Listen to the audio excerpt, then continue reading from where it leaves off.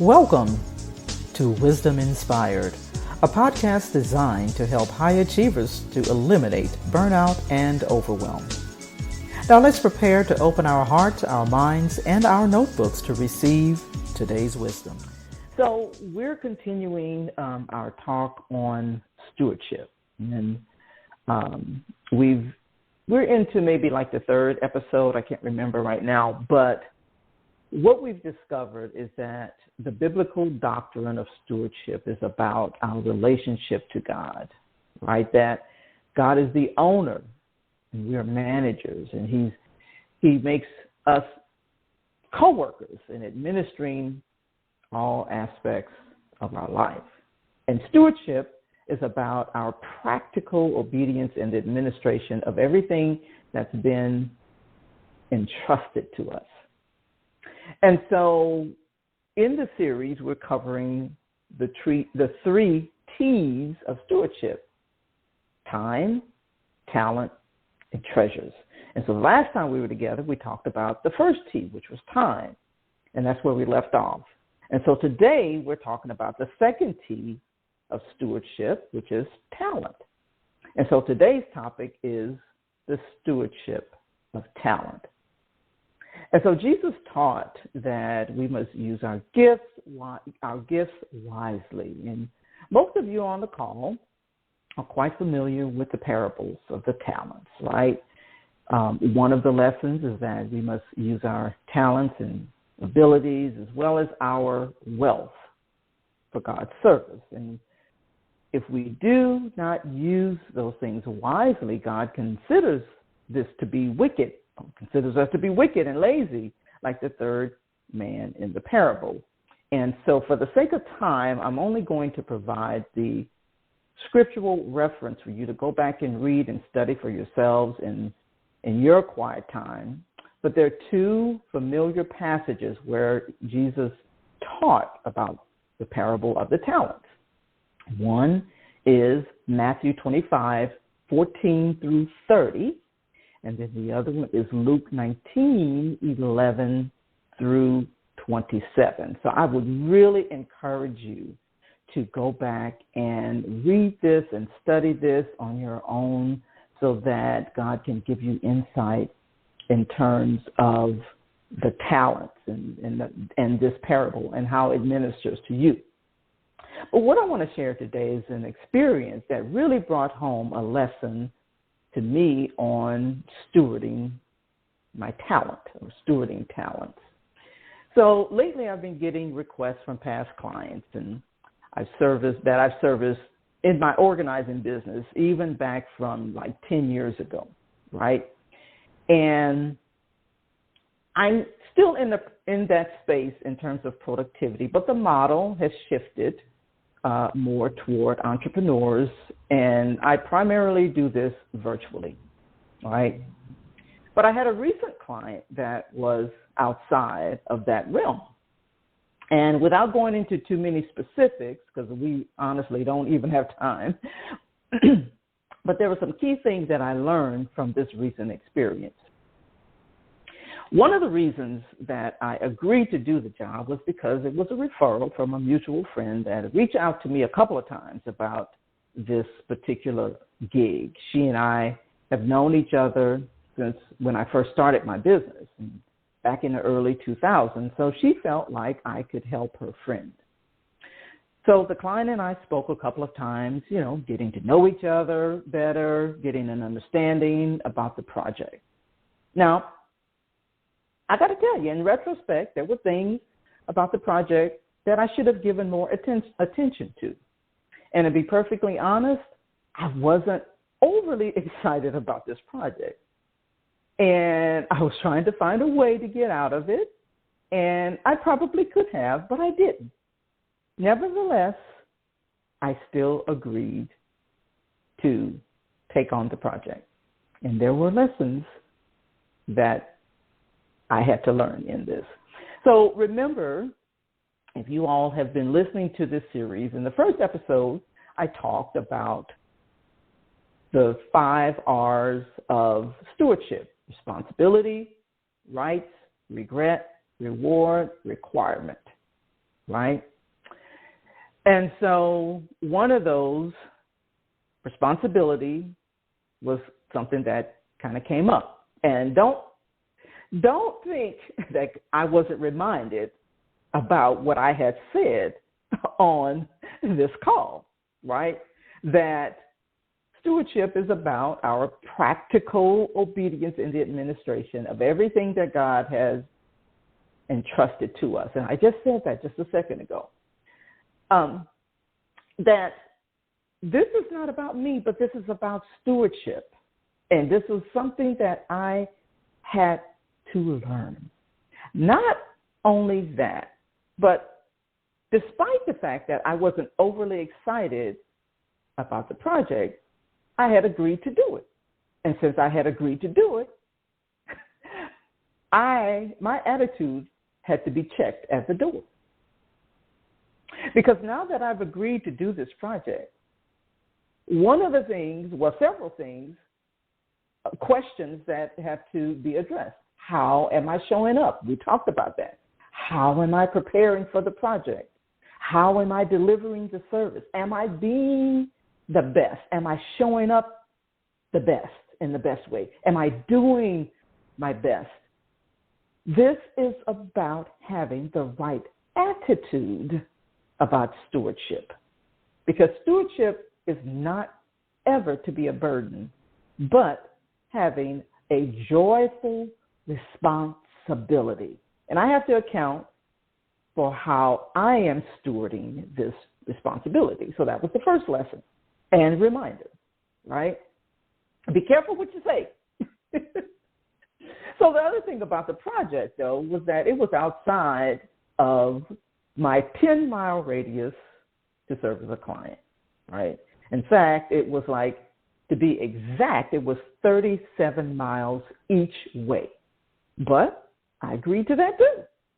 So my assistant and I went to this small town that neither one of us had ever even heard of, right? And like most of us, nowadays we use a GPS. We use the GPS on our phones to provide direction. And so we were both using our GPS so that we can have, get some direction in terms of how to get to the client. Like I said, I ain't never been to this little town. But here was the lesson. I want to get to that because I believe that this is going to help all of us. I know it helped me. But one of the features of the Google Maps or the GPS is that, when you approach the next turn, you'll hear, turn right at this first street. Or if you miss the turn, you'll hear, make a U-turn here, turn left here or whatever, right? It gives you directions every step of the way, right? And like using a GPS that gives you direction, God gives you direction. And just like the GPS, we're also given an opportunity to recenter and recalibrate. There's a feature on there, and I never noticed. I know that there's a recalibration feature, but I never noticed that there's a recentering feature on there. When you miss a turn, it says, recenter. Or sometimes if the connection gets lost, it says recenter.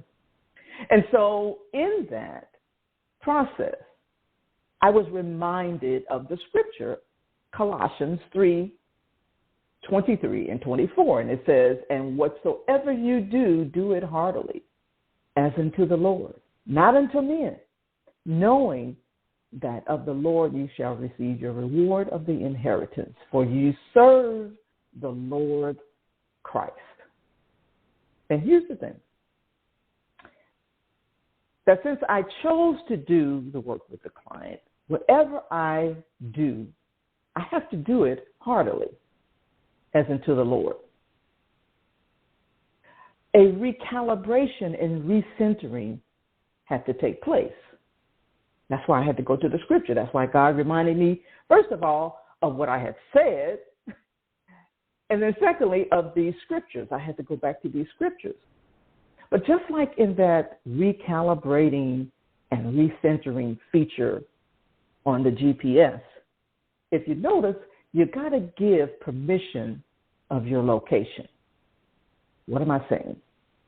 In order for this recalibrating and recentering to take place in me, I had to grant permission for God to tap into the location of my heart. And it was like he said, now I can redirect your intentions, your attitude about serving this client. It's no longer lip service, but it's about whether your heart is in the right place. Because see, some of the things that transpired, I had a right to even reject servicing this client. But I chose to do it. So I had made an agreement, right? I had to honor that agreement that I made. And it wasn't about me doing a good job for the client. And by the way, the client was happy, right? In fact, they were in amazement, about our work ethics and the results. But even if she wasn't, it was about stewarding the gift that was entrusted to me. It was about serving the client to the best of my ability and having the right attitude about the responsibility of this assignment. We were there early. In fact, we got there an hour before the client was there. We were prepared. We were prayed up and pumped up, ready to do the job cheerfully. Not so that she could be pleased, but I had to be able to walk away knowing that God was pleased, right? Because it wasn't about anything else but stewardship. It was about having a heart that serves God in all seasons and letting God lead my heart and guide the work of my hands. And so this was a hard lesson for me. This was a lesson that I had to learn in stewardship so that I could be prepared to talk about it from an authentic place. Because sometimes God will give you assignments that put you in situations where it's like, okay, you're talking about this, but I need you to be able to share this from an authentic place, a place where you have experienced this lesson. And that was the thing. That recalibration was about my heart. Is my heart in the right place? Am I going to serve this client from a place of authenticity? And am I going to serve this client heartily? Because there were things about this project that I could have walked away easily. But it was the lesson that God wanted me to learn. Lessons. He wanted me to learn lessons. And this experience taught me some valuable lessons about stewarding the gift of talent. I hope today's wisdom has inspired you. There was so much I wanted to share on this call, but time just doesn't permit. And there was a lot I needed to share. But I hope today's wisdom has inspired you. I hope it inspires you in your spiritual and entrepreneurial journey. This is always our prayer. I hope that this wisdom has inspired you about letting God lead your heart, letting Him guide the work of your hands. Because a lot of us will quote that scripture, right? About guiding the works of your hands, blessing the work of your hands. But it all starts by having a heart to serve God. Remember to go to wisdominspired.net. I hope you enjoyed the episode of Wisdom Inspired that was brought to you by the AAC Co-working Community, a virtual community designed to support female entrepreneurs, business owners, and freelance professionals. For more, go to wisdominspired.net.